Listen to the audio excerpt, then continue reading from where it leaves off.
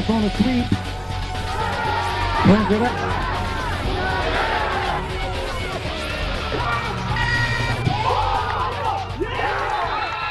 Hi guys, I'm back with Coach Greg. He's here to talk about his 3-5 defense and how he blitzes out of it. So, Coach Greg, it's on you. Okay. Yeah. Well, do I need to give an introduction of myself? Where I've Yeah, I been guess. coaching? Yeah, you Okay. can. If Yeah, I they mean, didn't see your first video, yeah. Yeah, if they didn't see the first video, yeah. Greg Payla. I've been coaching youth ball for 13 years. I played a little high school down in the Raleigh-Durham area. I played college in Greensboro, and yeah, I've been at this thing for quite some time. We've been very fortunate to win a lot of games. I've been a 3-down front guy for the longest. I ran a 3-4, a 3-stack, and the 3-5 has been my liking to lately. Like I say, my idea of blitz is I want to be able to send everybody. We practice blitz repeatedly. We practice from all positions. You want to be able to send everybody. We want to be able to send everything from corners, everything but a safety we'll try to send. And I think that's the key. You got to be able to send a lot of guys. I can break off into my presentation now if you want. If there's no questions. Yeah, absolutely. Yeah. I need to make you party leader. Okay. Let's see here. I'll make you the host so you can share your screen and do whatever you want. Make host.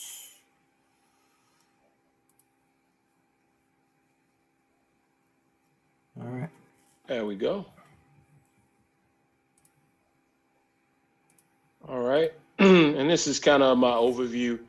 It's quick. Always start at the top. I always call it basics.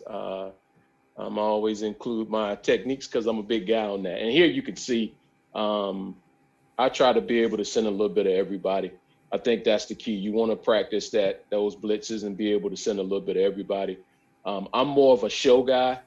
You have disguise guys who will pull guys from further away and who will try to show one thing and then blitz into another. I mean, that's very functional. Me personally, I like to show my blitz because I think it confuses the kids. And that's where I'm trying to win at. I'm trying to beat the kids. I could care less about the coach on the sidelines. And I think I watched the game this past weekend. It was the Baltimore Ravens. They're big on show blitz too. The Ravens are. And they had basically everybody on the line. They had 9 guys on the line and 1 guy back. And, of course, they're not sending all 9. This is the NFL. But the fact that they showed 9, they got 2 false start penalties out of offensive linemen back-to-back plays and put them in a 2nd and 20. That was against the Giants this past weekend. So I'm a big fan of showing, even if I don't send everybody. If I'm going to show blitz, I'm going to show you the full deal. And I think showing too, it really it gets the kids on edge. It gets them nervous, and I'm more of a disguise guy. We do show some blitzes. Some of our blitzes we want to show because we just want to get online and go. But I think showing puts pressure on the kids, and some kids it may scare them or just make them panic. That's what I feel like. Yeah, and I think that's a lot of what we want to do. I mean, even with the kids, offensive linemen, and nobody's teaching or practicing against a 3-man front and a stack or a 3-5 weekly.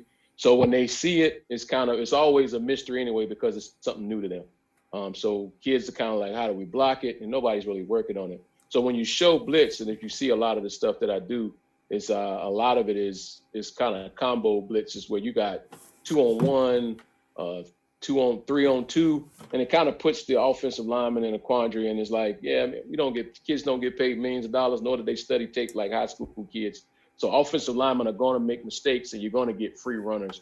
And I think that's the key to blitzing. When you blitz, you want to get free runners. And I tell my kids, if we're not getting free runners, we're not going to keep calling that blitz.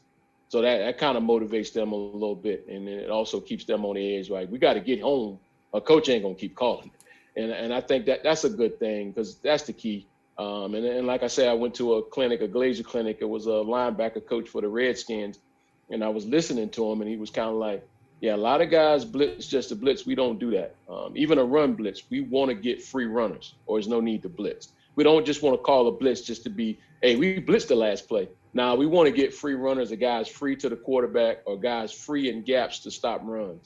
And that's kind of what I do. It's a run blitz. It can be a run or a pass, but a lot of times in youth ball, it's a run blitz because you're trying to get free runners and stuff to run because we ain't facing the guy that's going to throw 30 times a game. And this is kind of my second page. This is one of my easier blitz calls. It's kind of a combo. We'll blitz a linebacker up the A gap, or because my linebackers play shade, so you'll get a 10 or you'll get a 30, and we in A and B. And if we just send one guy, that puts the whole two guys in a quandary. Center's got the guy in his face in a 1, and then we got a guard's got a guy in his face in a 3, and we're sending a linebacker right between the 2. And I mean, we can do this at any level, anywhere along this line based on the shades that we run. And I think that ability is going to play games. If you're one of those teams that put your limited play kids at guards, we're going to test those guys. If you're going to put those minimum play guys at guards or you rotate, we're going to test those guys. If you put them at tackle, put them on the backside, we're going to test those guys. We could easily, in this formation, we could send a joker up there 5, and we got a 3. That tackle's on the quandary. Do I block down or do I block out? And it makes it tough. So we can sit any of those guys, but the ones up the middle, the quick hitters, I like to send those, and I have a couple examples of that. And we spoke about it last time, but I didn't have visual. But this is a playoff game, and we're literally, this team beat us 21-6 in the regular season, and this is the very first play defensively of the game.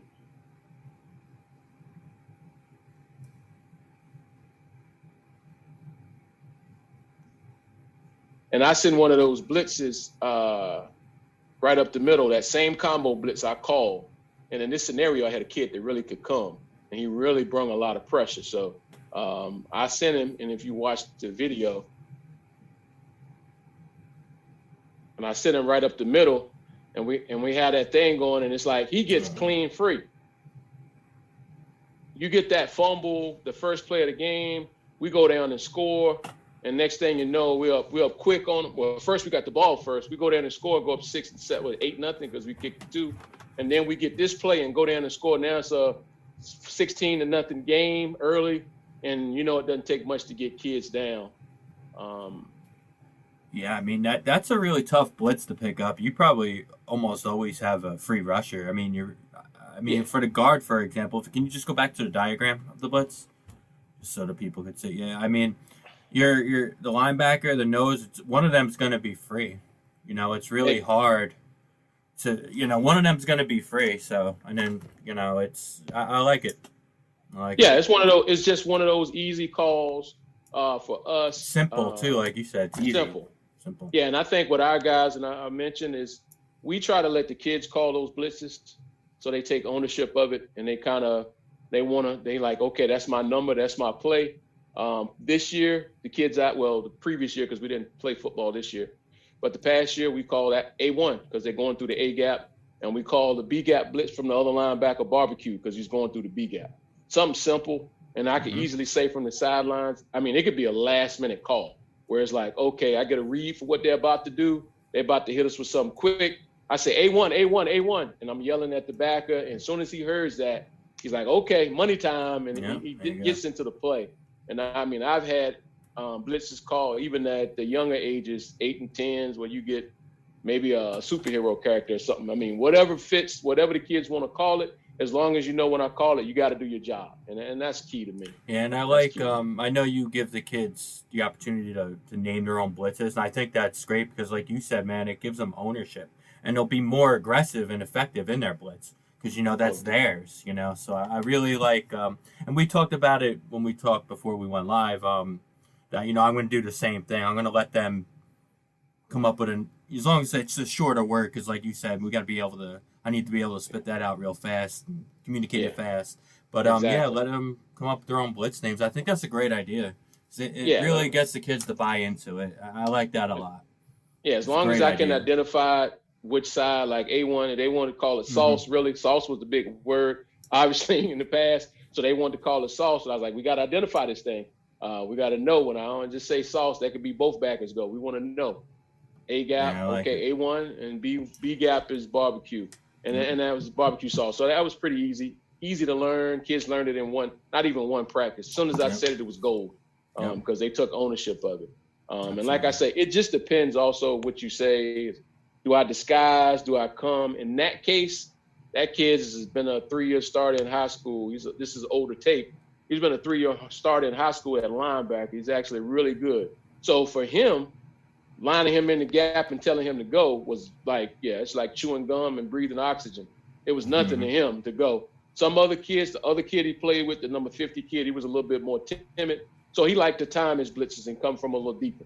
So it just depends on the kid, and I adjust to the personnel.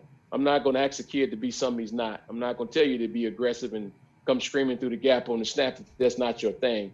I try to adjust what I do to the personnel I have. And you know you have to because I'm not Nick Saban. I don't recruit 5 stars every year. I got to take what's given to me, what shows up at registration a lot of times. So a lot of times a lot of times you got to take kids that, okay, I mean, maybe that's not his thing, but also you may have a kid that is fast, but he can't really play corner because he's not a great tackler or a great cover guy, but he's can run.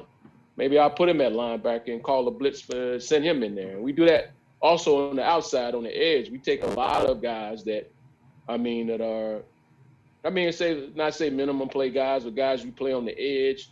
The smaller guys you can't play along the backers in the spot. We blitz corners with the same philosophy. My philosophy is when you're coming off the edge, your aiming point is the outside shoulder, the deepest back.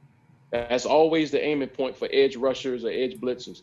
So when you're coming, you're going to adjust to that outside shoulder, and that's keeping contained without telling them to contain.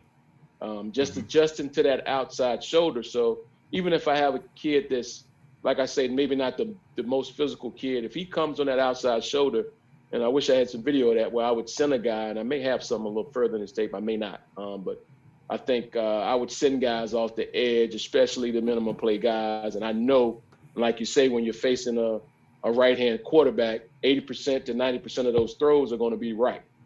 They're either going to be seam routes or to the right side. So I would blitz one of those guys from the back in passing situations.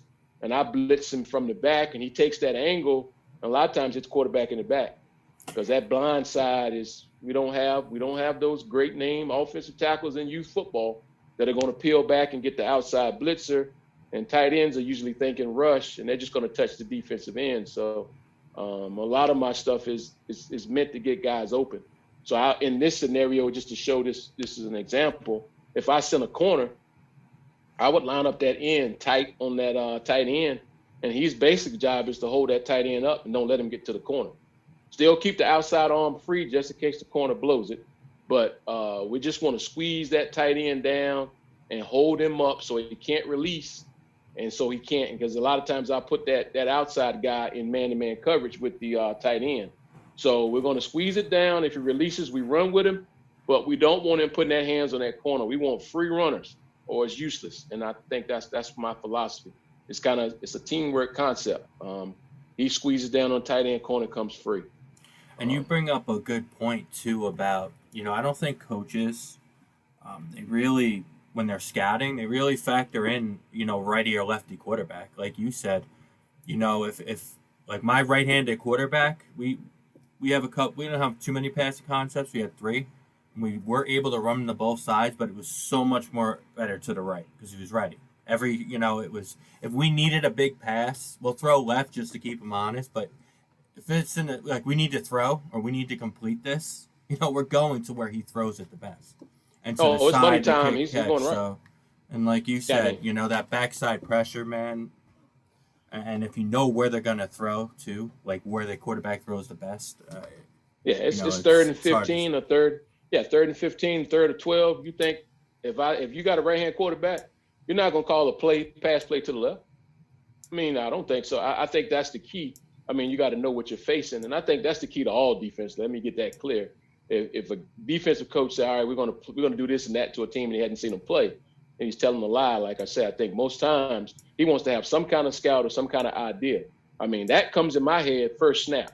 Once I see that quarterback drop back and I see he's right-handed, okay, if we send those weaker guys, we're going to send them from our right to his left, and we're going to come backside. It's just the way that it works. It's unfortunate. And it's great for us as defensive coaches that we don't face Tom Brady and Drew Brees and those guys and Russell Wilson, the guys that can throw either side. But kids in the youth game up until high school, even middle school, guys are not going to throw. If he's a right-handed quarterback, he may hit you with a seam route. but he's not going to look left first. Just not going to happen. Yeah, the only route we threw very well to the left, and we were in shotgun, which does help a little bit, allow you to throw both sides a little easier. Was our tight end seam? It was a tight end pop, basically off our jet sweep action come across, and our tight end would just release. That was the only way we could throw to left. And if we were on, because we were both in the gun and under center, if we were under center, we definitely couldn't throw left at all. Especially with how the quarterback's got to open and look. There's no way we're throwing left under center. So. Yes, because I build my defense around that kind of. I mean, when we blitz, we're more than likely in man. We in cover one a lot of times. We got one safety high. So it's like a lot of times that safety is useless in youth ball. A lot of guys, they'll kind of he's there as a protector almost, chase people down. I use my guy in the passing game. I tell him once that shoulder turns, on your horse right now, take a 45-degree angle to the sideline. Because that helps get two people into play if they do throw deep. And like I said, that deep throw is probably 10%, less than 10% completion percentage on just a deep ball. Unless you have that guy out there, which we'll bracket if he's that guy. Unless you have that guy, a quarterback throwing deep in any kind of press coverage, any kind of tight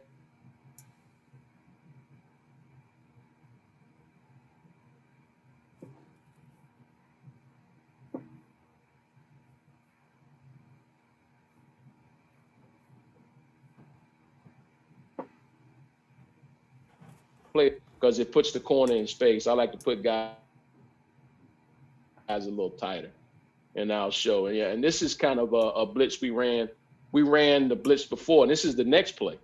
This is the next connection, next play we had, where before we ran the blitz up the middle. Now we're going to show middle and blitz outside in this one, and you watch a guy come screaming free from the outside.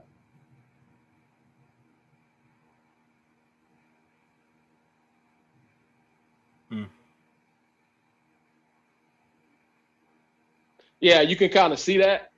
Great aiming point. He hit that kid right on his outside shoulder, running back's outside shoulder. If you watch it, I'll turn the volume down. Yeah, I'll turn the volume down a little bit. If you watch it, he's coming, but watch him adjust to that angle.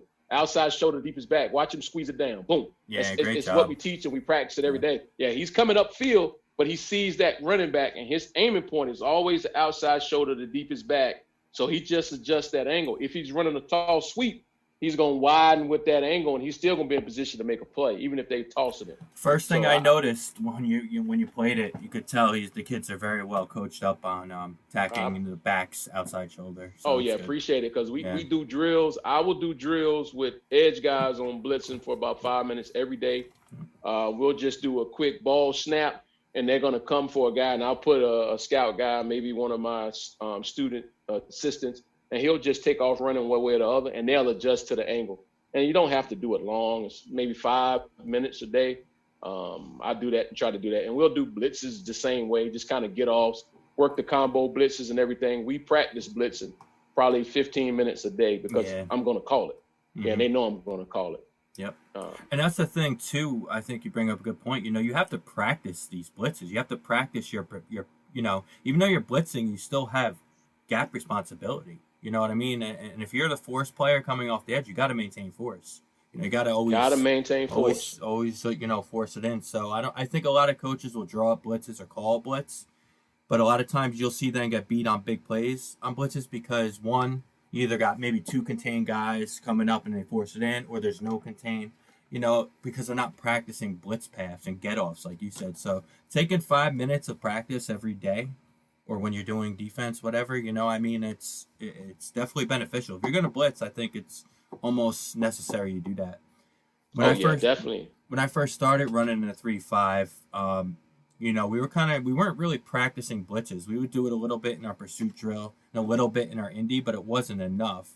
And then, we weren't taking very good angles. Our pursuit paths were bad.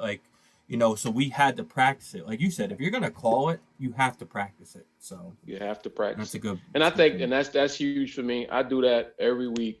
It just depends upon who we're playing. Because like I say, if I play you, I'm pretty sure I scouted you. And if I have a good idea of what you want to do, then obviously, in that specific case, the guy in the backfield was, he's phenomenal now. He's in high school now. He's phenomenal. I call him Baby Marshall Falk. He's about 2 or 3 steps to full speed. He's a very fast kid.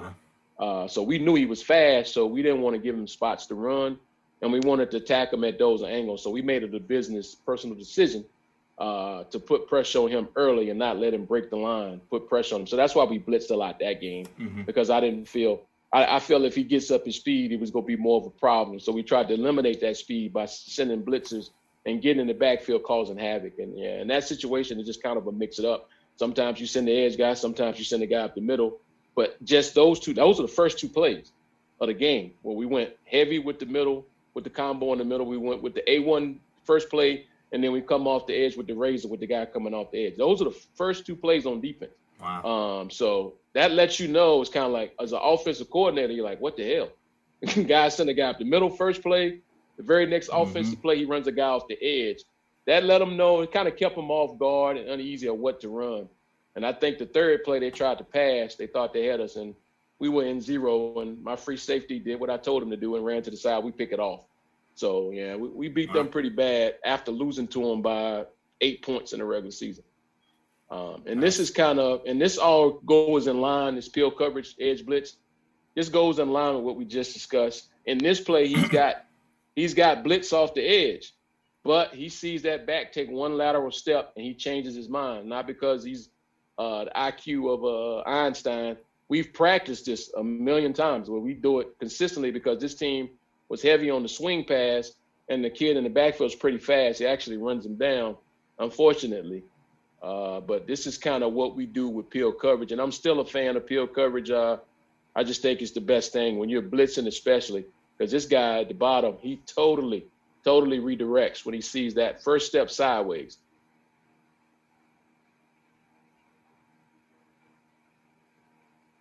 Once he sees that, he redirects. Boom, yep. He changes. He takes 1 step forward in his body. And what I teach is once you see that motion, you open up your hips at a 45-degree angle and get to the body. Once you get to the body, then you can look for the ball. But in that case, it just happened to throw it a little faster before he could get to the body, and it was lights, camera, action. But see, he didn't even come forward. That's a blitz call. He didn't even come forward. He took 1 step, opens his hip at a 45-degree angle, and gets to the body. And then it's a catch. He should have scored, I think. Yeah, He's a fast kid. The peel technique, man. It's the peel technique is nasty. We do the same thing. We call our outside backers dogs. Sometimes our right or left stack backer will loop, but yeah, they play peel. And the answer for a lot of coaches is, okay, if they want to send edge pressure, we're going to swing that back out, and the guy that's probably accounted for him they think is blitzing, but when he peels off, he's just going to pick it off and score. And let's be coverage. clear. And let's be clear about youth quarterbacks. They are very robotic. They're going to do what they're told. Mm-hmm. If the coach says, all right, we're running swing screen, I don't care if he sees the guy out there. Snap of the ball, his first instinct is going to be to throw that pass, whether he's covered or not. Now, he may throw it over his head if his IQ is a little higher than most, but 70% of the youth quarterbacks are going to try to squeeze that throw in that tight window, and that's going to happen. So, yeah, and I'm a big fan. And I also brought something else, like I said, for you. We talked about it last time, and this is not even a blitz. This is just kind of what we teach with the shadow technique and the press. And like I say, the kid at the bottom of the screen, like I say, he's not fast. He's a two-year starter in high school coming up on his senior season. He's not a blazer, but his technique is pretty solid. Should get a little lower, but I'm fine with that because he doesn't guess, he doesn't reach, and with the shadow technique, you'll find out that you're going to be in better position to catch balls. So it's great when you're pressing and you're bringing pressure and you get a bad throw. We got pressure from the backside blitz, and he's in better shape to catch the ball than the receiver. And he did a great job. And you watch the beginning, he does not lunge, he does not reach, he just puts a hand on him and runs with him. Look at him. He's a great technique. First year I had this kid, he was a minimum play kid. He didn't play a lot. And in his last 2 seasons, he led us an interception. Wow. Nice. Just by learning technique. We moved him out the corner because we had to play him on the line when I first got him. So we played him on the line his first year. His second year came back a little better, and he played the technique perfect. He led us in interceptions his last 2 seasons with me. So I think that is a great thing to do when you're blitzing because you're going to get those bad throws. And if they're short and you're running that shadow technique, which is a lot of what Saban teaches, you're going to find out when that corner looks back, he's going to see the ball before the receiver, and the receiver's going to run himself out of the play. And especially with that situation, what it was is he just held his ground and forced him out just a little bit, 2 or 3 yards wider. Quarterbacks are taught to throw the straight ball.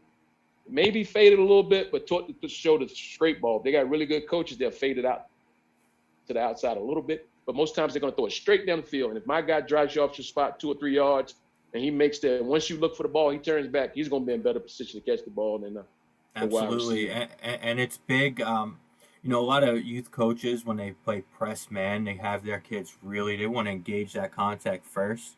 But any coach that works with the receivers on line releases, you know, you could give one move, you could step in Oh, and yeah. release outside, rip under. You know, you can't lunge. That's the biggest mistake I see. We see a lot of press man, and so many times they come up and they want to be physical. You could tell, you know, they're right up here and they want to step. As soon as they step, they're done. We're gonna go right around them.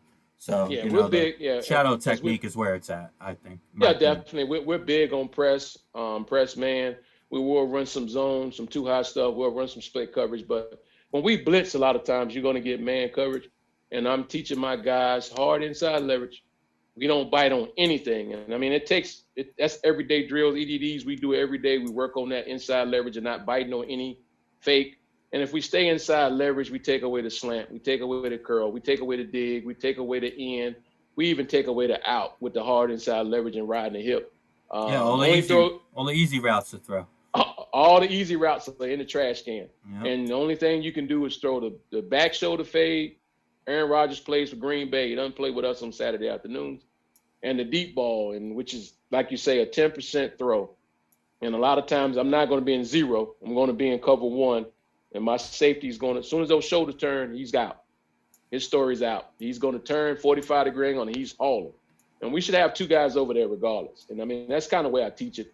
And that's a major thing. I think if you're going to blitz, you're going to be aggressive up front. You got to be aggressive on the back end. I think when they don't match is where you run into problems. And a lot of times when I first started, I run a lot of zone blitzing. We might see some cover 3 behind my blitzes. And a lot of time we get into trouble by guys getting lost in spots. And even if we can't cover a guy and he's a dog, it helps when we go man to man and we got pressure and we get a bad throw.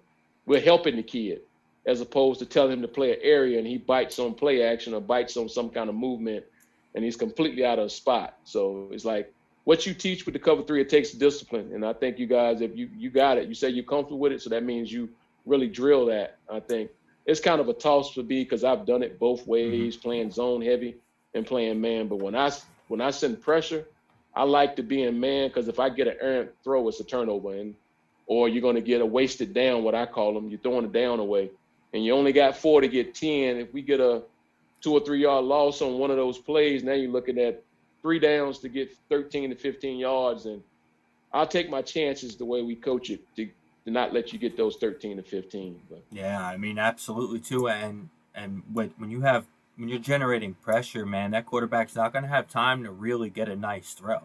So many times it's underthrown, and when you're playing, you know, the trail, like you're having corners, kind of like a trail technique, you know, they're probably get a lot of interceptions because most of the time it's going to be a bad ball. So you got the pressure, and you're blitzing the kid all game. You know, he's going to want to get the ball out fast and not really go through his steps or you know, his pass set and throw. So, you know, it's hard to complete those, man, unless you're running absolutely like a quick slant or something that'll beat the blitz or even a swing, and you take care of that with the peel technique. So, you know, we're base cover 3. That's what we do, and that's what we've been coaching for like so long. So not because I think it's the best, it's just we're able, like me and my guys are able to really just rep it. We kind of know, you know, like we're able to coach it better than we are, you know, better than coaching man. But there's times where we play man, we call it lock. And we discussed this several times. We're going to play a lot more press man now. Just playing off man, which I think we talked about in your first video. We're actually getting beat more deep than we were. You know, I'm petrified of giving up big plays. Our biggest thing is like, we don't want to give up big plays. They want to go 10 plays and score. Good luck not having a turnover or a penalty or something to, you know, they'll shoot themselves in the foot. So I'm really big on not giving up big plays.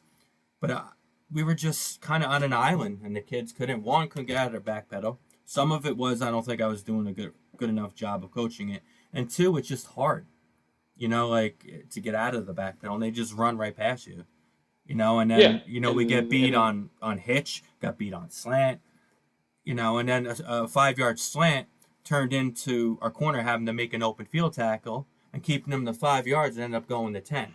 So there's that aspect, the separation aspect too. yeah, Now we got to absolutely, tackle them in absolutely, space, and that's what I've seen on absolutely. film. Even when we're running hitch, if they run it, they really drive their route up the field, plant and run a good hitch route and really drive us back. Hard stem and then hitch. They force us back. By the time we catch it and drive on it, it's almost like an open field tackle. That's what I was noticing. And then talking to you a Exactly. couple of times about this, we're going to play some press man. Yeah, So I think it's important. I think I like the different things I do to rep it. I mean, you're going to get beat. I think the main thing I teach is just get to the hip before you look for the ball. Even if you're beat and the guy really puts a move on you and you get lost, don't look for the ball till you get to the hip. And we do that also. It's a mm, couple of drills I've stole from different places where we'll technically just stand. We'll basically face this way and let the receiver go that way, and we'll blow the whistle. He's got to turn and get to the hip before he looks for the ball. And I think little things like that we do with the corners to try to rep this thing because they're going to be in man coverage 90% of the time, unless, like I said, unless we're playing a dog or we're getting a lot of crazy stuff, different formations, then we'll go too high and kind of mix it up, split field it a little bit. But for the most part, you're going to get a lot of man from us. So I'll rep all different things during practice to reinforce what we want to be done. And I think the kids, they enjoy the challenge, and I try to give them a little edge and try to give them things to keep them excited. But yeah, I like the idea, especially when I'm blitzing. And like I say, I'm a blitz guy. You have to be when you're a 3-down lineman guy, because 4 or 5 guys are coming when you're a 3-down lineman guy. It's just who are the 4 and 5 every play. You absolutely. decide, Yep. and you decide what you're going to send, and the offensive guy has to decide who he's going to block. So I enjoy it, and I think it's really good for the kids to play an aggressive defense, to call blitzes. Kids get excited, like you say, when you call a blitz, and especially when they name it, they kind of roll with it, and it's like, okay, this is my chance, this is my time.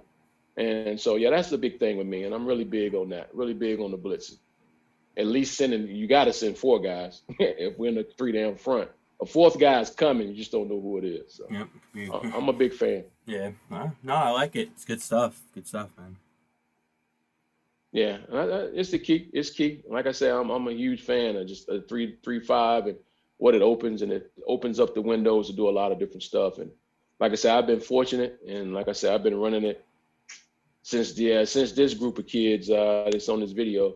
I've been running it since then for a long time. A few of these videos. One of them is a little newer, but most of it I've been running it for a while, and I've just come up with a lot of things, and through clinics and studying, guys like yourself, try to pick up pieces and see what I can add to my repertoire, see what I can do.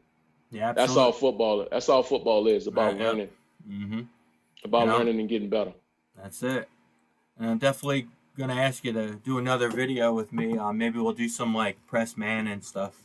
That's something Oh, I'm. definitely. I'll try to pull some stuff together to show some more press man stuff, but and even some of the corner sins, and we do a lot of different stuff. I think it just depends. Like I said, a lot of stuff defensively on what I'm facing. If you're going to kill me with seam routes, my edge guys are going to walk up, and we're going to put a hurting on the tight ends on the snap to try to take that away. We get a lot of spread stuff. We're going to lock up man to man, and we're going to send pressures and make you throw it early. I just don't believe guys behind center are not advanced enough to make those quick decisions right away. Mm-hmm. We're going to take away all in-breaking routes and make you throw deep balls. And if you throw 20 deep balls and beat us, we'll get in the car and go home after the game. We'll shake your hand, get in the car and go home with the loss. I just don't know that a kid under 14, 15 can really do that. 14, you may be a little different. The guy may can beat you with his arm, but anything under 14, I don't trust that you can beat me with your arm. Not consistently. And you said you like to blitz your corners a lot. That's something I'm kind of looking into because, and that's nothing with cover 3. Play like, I guess it's called cloud with the corners real off and then the free safety. Not cloud, sky coverage, I think it's called. We play sky cover 3. But sometimes we got to get our corners in the game for run and to even maybe come off the edge. But how often do you blitz your corners, and what will make you trigger up that blitz? Like I think a lot what of times for formation wise? me to send corners, it just depends upon the kid and it depends on the situation. Mm-hmm. I will send corners if you're a heavy edge rushing team. I know that sounds crazy to most, but it's kind of the way we teach it. Even what you saw the play with the defensive end, we're going to teach outside and we're going to rep it a bunch of times during the week. A lot of times when our corners blitz, when they'll disguise it. This is a one time I'll disguise. I don't want to show a corner blitz right away. So we'll come from wide and deep, and he'll rush up right when the quarterback comes on the center. He taps the end, or he just yells, I'm here," and that lets the end know the Mm-hmm. corner's going. If we're in man coverage, then the outside edge guy, the overhang, is going to pick up the tight end. If not, if we're in like a zone coverage, then or we put the linebacker on notice to check that tight end just in case we get a pop. Because remember, 100% of the time we're running field coverage. So if a back or something tries to flare, that linebacker's not as concerned with it. He's kind of a second guy to the outside guy. If he checks the tight end and he's not releasing, then he'll take his eyes to the running back and help the edge guy just in case he makes a mistake.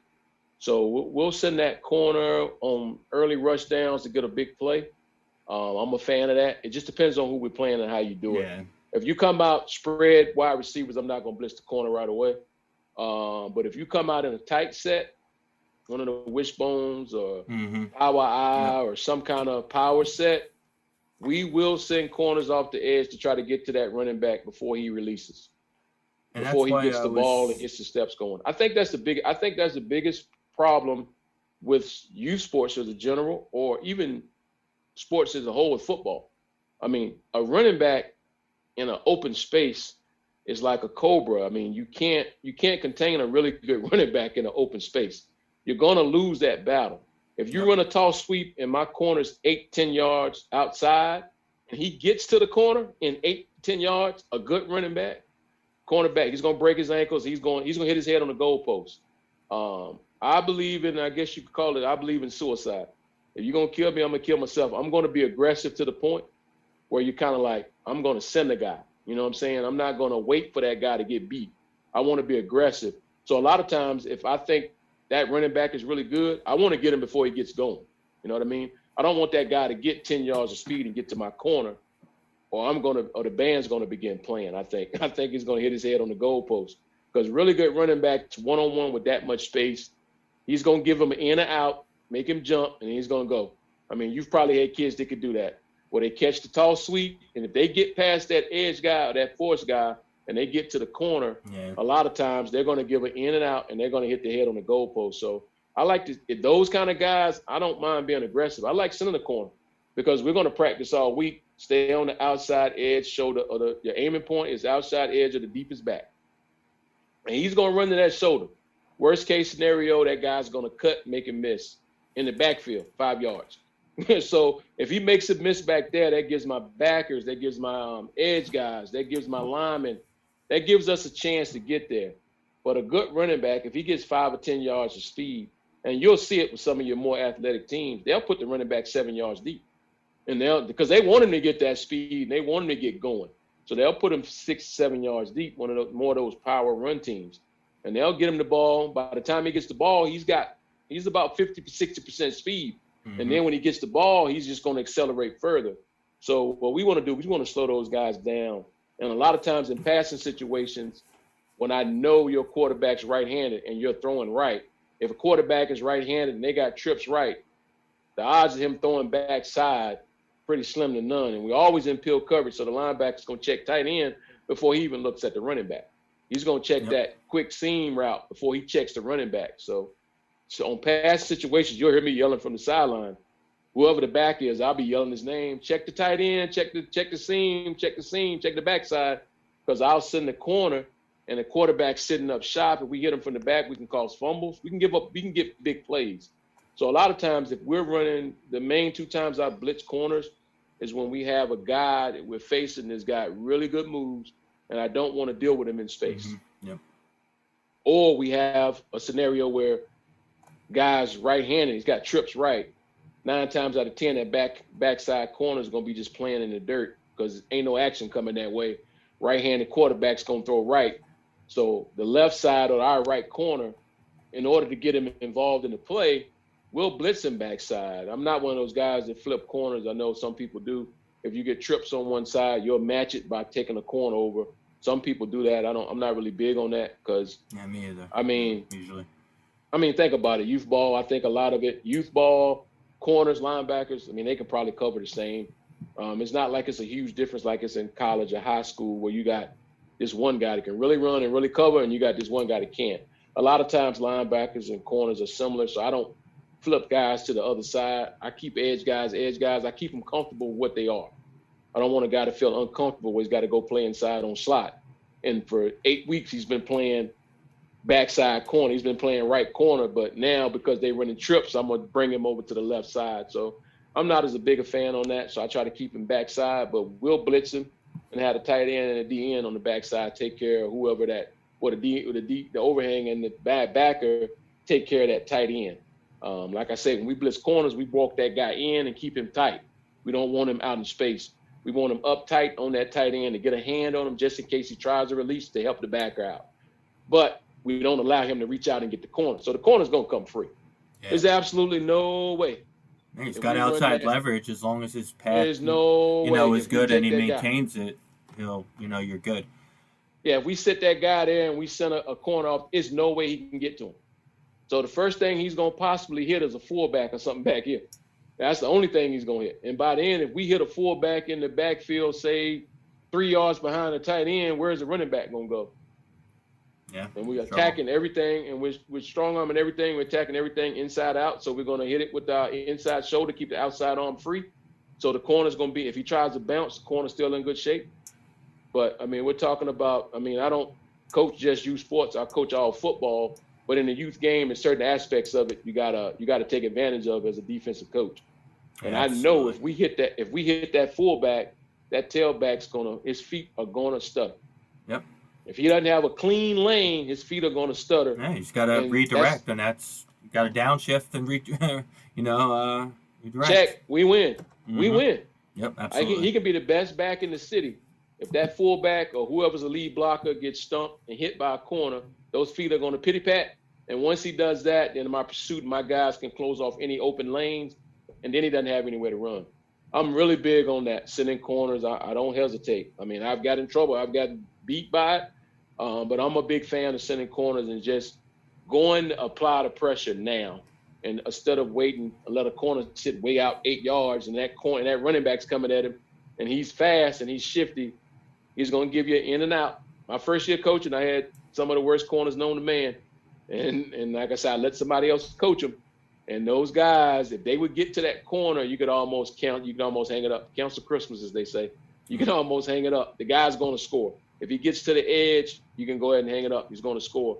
So I did a better job after that to try to coach up that position. And I took that position over. That's why we do so much from the corner spot and from the secondary, because I took that over personally because I wanted it to be better.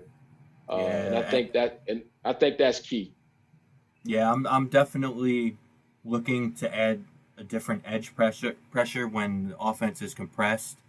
Like, for example, we play a really good double wing program. They run a double wing, from their third grade team all the way up to the eighth grade team. And they would run like a power sweep. They're compressed, so that's naturally going to compress us a little bit. So, they're sucking us in to run outside. And our dog is our contain, and they do such a good job with the tight end and wingback. And the wingback, they do such a good job of reaching. So our dog would really have to fight through that reach to maintain his inside leverage. And a lot of times, he would actually take himself out of the play. He'd wash down, they actually cut it in. Now, if I send my corner, that wing is not going to be able to reach him because he has even more outside leverage. And then we could be more physical, and when the tight end, because the wing would have to try to reach our corner, which isn't going to happen. And then our dog we would bring him in. He's going to be on the outside shoulder. We really want to get physical and kind of launch at that tight end. So now that kind of takes away the cutback. Whereas in cover 3, my corners would be off. And it's one guy trying to force it in. Or if he can't, we're screwed. And then it becomes an open field tackle with our corner 8 yards back. What I mean? So bringing up the corner and sending him off the edge, will secure the edge more, will kind of force it in. And even if the kid does want to cut it in, at least our dog will be there too.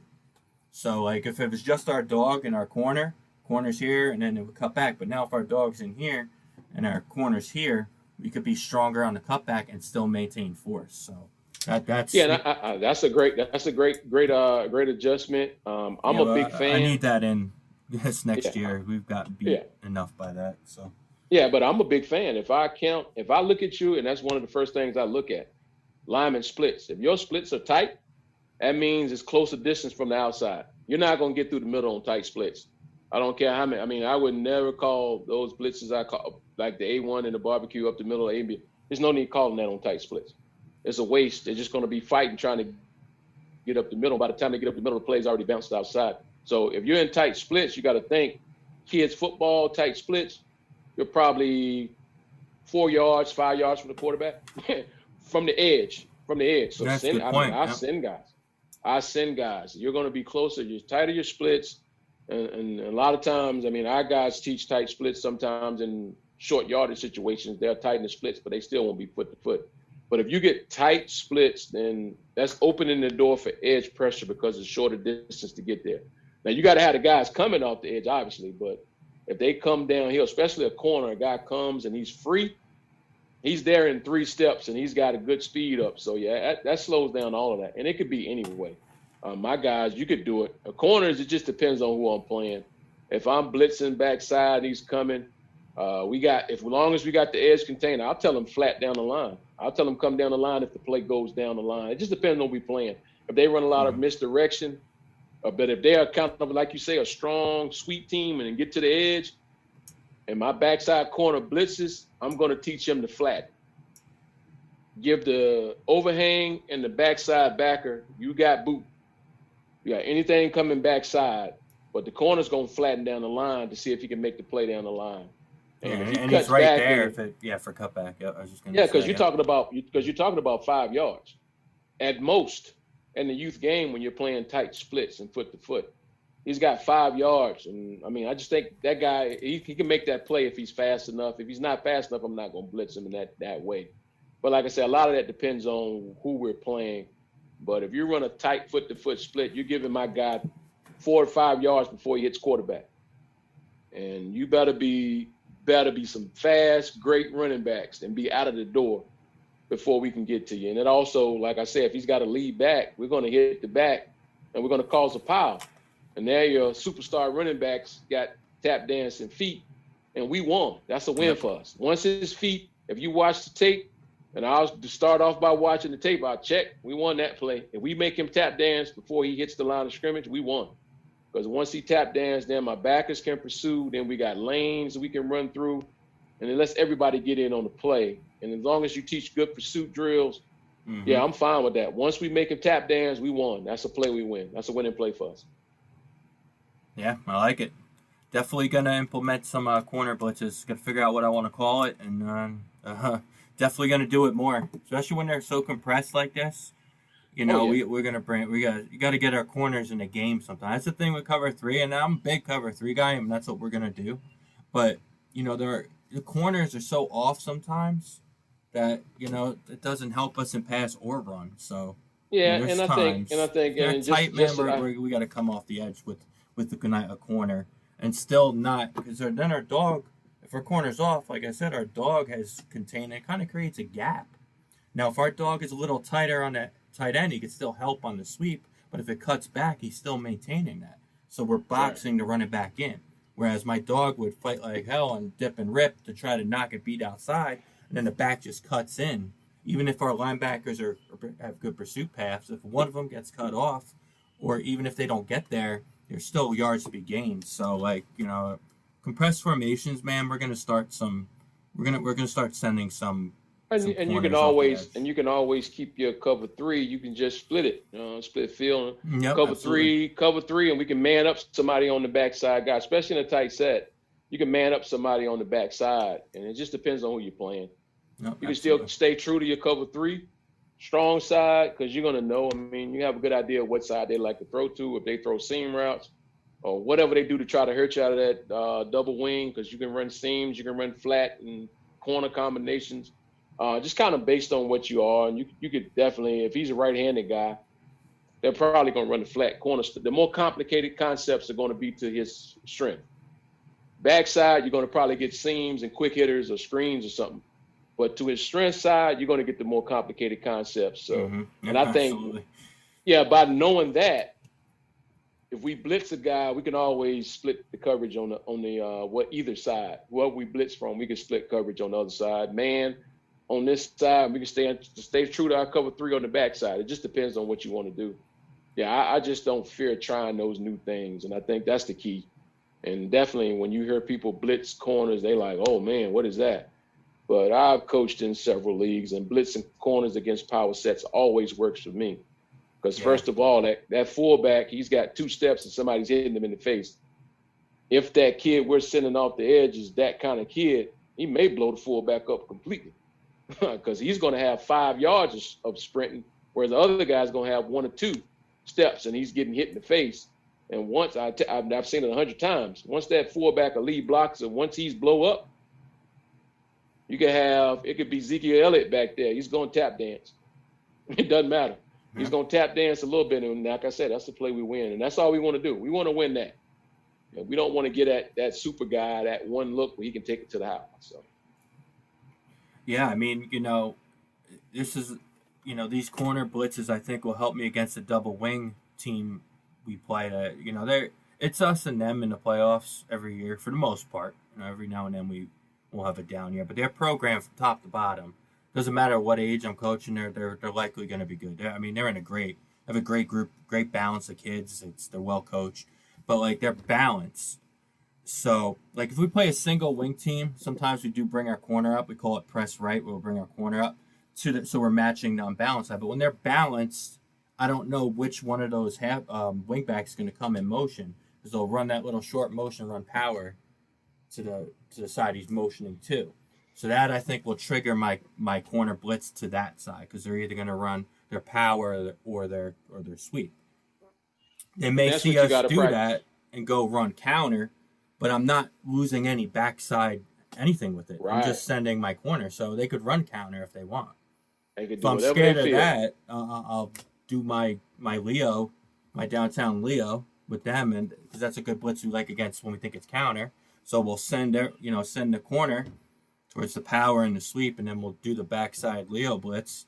So it takes away 3 plays in one, and we still, So that's one team is kind of making me want to blitz corners. I have to. I think for me, and I've learned in coaching, I think it'll help us a lot. Yeah, you got to be who you are. I think I've lost games with that, but I've also won a lot of games with that. If I'm a blitzing and aggressive team, I could be playing the Bears. I'm going to be blitzing and aggressive. It just depends. It depends on the kids I have and how we've been playing all year. And I think you want to be that. I mean, if you're playing, I think a lot of people get in trouble where they're blitzing an aggressive team 5 weeks, and then they're playing the number 2 or number 1 team, and we're number 1, they're number 2. We playing in a big game, and the coach doesn't call any blitzes. Kids see that. They sense that. Coach isn't as confident in us because we're not getting the same calls. We're playing ultra conservative. I just think you got to be who you are, and the kids see that, and the kids are not idiots. They're smart. If you don't call the blitzes when we play the good teams, but you're blitzing against the bad teams, they start to figure that out. So you got to try to be who you are. If you're blitzing and aggressive, then be blitzing and aggressive. If you want to send corners, send them. I mean, I just think you can't wait till you play the bad teams to do those things because kids pick up on that. And they're kind of like, well, he won't play it. When we play the best team in the league, we're not doing those things. No, you want to be the same. I mean, unless for some reason a guy has that guy, and we'll still call some, and we'll try to be wary of that. But like I said, I'm still a big fan of sending corners. I don't care if it's who's back there in the backfield. I just like the idea of boxing that running back in and making him cut before he has time to see a hole and an opening. Like I said, I had my first year coaching. I had corners playing cover 3, and we were playing 6-7 yards off. And if that running back got to the corner, you got to think about it. He's starting in the backfield 5 or 6 yards deep, 10 yards he's running about 10, 15 yards to the corner, and the corner is 8 yards off the line of scrimmage. If he gets there, you can almost strike the band up. If he's any kind of running back, he's going to put one move on him, he's gone. Yep. So yeah, I think that was a key for me. I wanted those guys to be a part of it, a part of the play, and I wanted to learn to be aggressive. If I can send you on a blitz, coach has got confidence to send me on a blitz, leaving this whole side open, then he's got confidence that I'm going to make that play, and it builds confidence in the players, and they enjoy it. And don't let a corner that barely plays get a sack. He's celebrating probably until the next game. He's probably Absolutely. celebrating, talking about it in practice. Yep, definitely. And that's what you got. That's what you got to do. You want to make, when you have 25 kids on your team, you want to make 1 through 25 strong. You don't want to get to the end of the season and play in a championship game. We still got guys we rarely want to play because we don't feel they're up to the standard to get this championship game won. You want everybody to be on an equal standard. And I think those little things, just a blitz, even if he doesn't hit home, just blitzing and sending those guys puts confidence in them that when they're in the big situation, they're going to make plays. And I think that is the big part of what I try to do. Yeah, absolutely. Great stuff. Great stuff, man.